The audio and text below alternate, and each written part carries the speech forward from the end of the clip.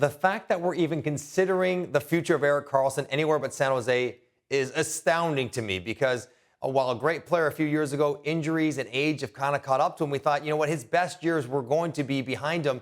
And with the contract length, 4 more years after this one, and the salary, $11.5 million per season, that's such a huge ticket with a full no move that the likelihood of that anyone being willing or able to trade for Erik Karlsson would have seemed ridiculous.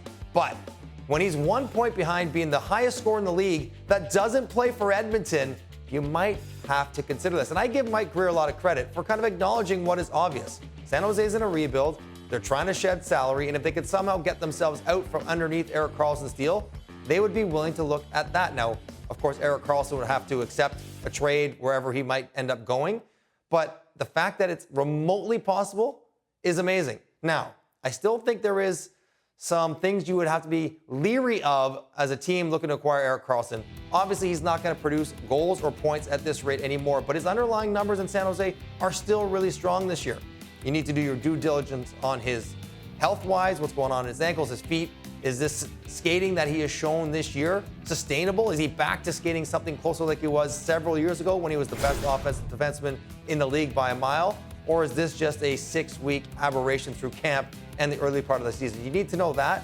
And maybe as importantly, you need to extricate salary because any team that's any good who would want Erik Karlsson won't have the cap space to acquire that contract. So San Jose will either have to eat a huge chunk of it. So maybe Erik Karlsson at 6 or 7 for 4 more years, that might be palatable. Or if you have a bad contract of your own that you are looking to shed, and San Jose maybe takes that onto their books and gives you Erik Karlsson onto your books, that could be something worth investigating. But if you need a right shot, offensive defenseman who can run the power play, who's been huge down the stretch in the playoffs in big moments before in his career, Erik Karlsson has to check a lot of those boxes and get you interested.